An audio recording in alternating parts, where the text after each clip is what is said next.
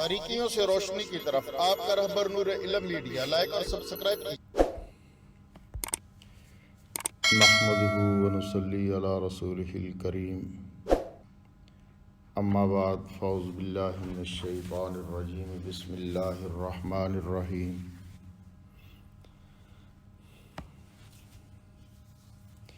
میدان عرفات میں نبی آخر الزمان، نبی رحمت حضرت محمد رسول اللہ صلی اللہ علیہ وسلم نے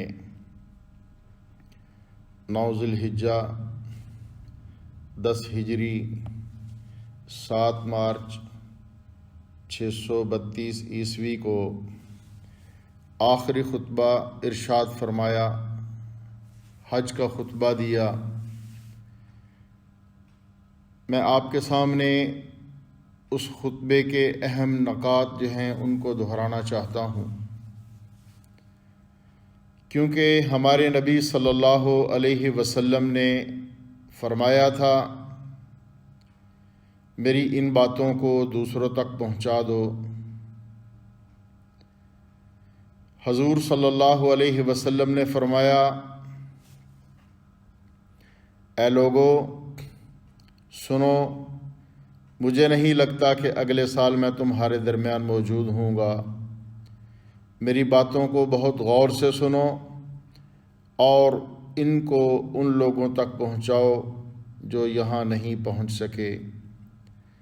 اے لوگو، جس طرح آج کا دن، یہ مہینہ اور یہ جگہ عزت والی ہے، حرمت والے ہیں، بالکل اسی طرح دوسرے مسلمانوں کی زندگی، عزت، مال، حرمت والے ہیں، تم ان کو نہیں چھیڑ سکتے۔ لوگوں کے مال اور امانتیں ان کو واپس کرو، کسی کو تنگ نہ کرو، کسی کا نقصان نہ کرو، تاکہ تم بھی محفوظ رہو۔ یاد رکھو، تم نے اللہ سے ملنا ہے اور اللہ تم سے تمہارے اعمال کی بابت سوال کرے گا۔ اللہ نے سود کو ختم کر دیا، اس لیے آج سے سارا سود ختم کر دو، معاف کر دو۔ تم عورتوں پر حق رکھتے ہو اور وہ تم پر حق رکھتی ہیں۔ جب وہ اپنے حقوق پورے کر رہی ہیں، تم بھی ان کی ساری ذمہ داریاں پوری کرو۔ عورتوں کے بارے میں نرمی کا رویہ قائم رکھو، کیونکہ وہ تمہاری شراکت دار، لائف پارٹنر ہیں اور بے لوث خدمت گزار رہتی ہیں۔ فرمایا، کبھی زنا کے قریب مت جانا۔ اے لوگو، میری بات غور سے سنو، صرف اللہ کی عبادت کرو، 5 فرض نمازیں پوری کرو، رمضان المبارک کے روزے رکھو، زکوٰۃ ادا کرتے رہو، اگر استطاعت ہو تو حج کرو۔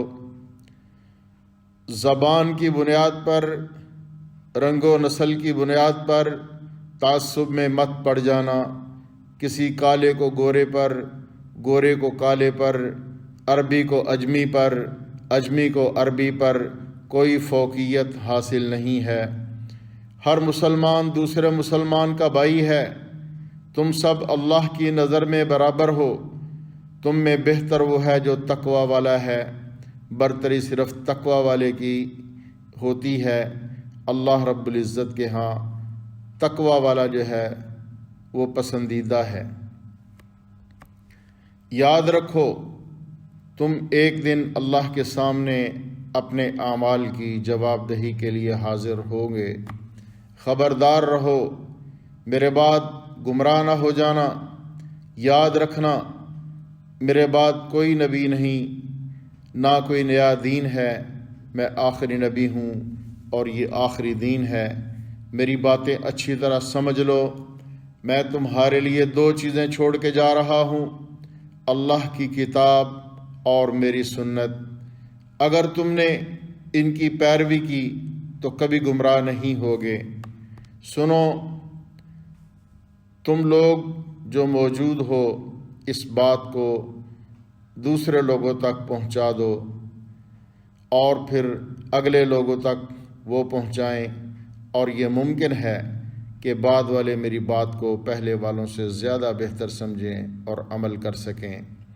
پھر چہرہ مبارک آسمان کی طرف اٹھایا اور کہا، اللہم اشہد، اللہم اشہد، اللہم اشہد، اے اللہ میں نے تیرا پیغام تیرے لوگوں تک پہنچا دیا۔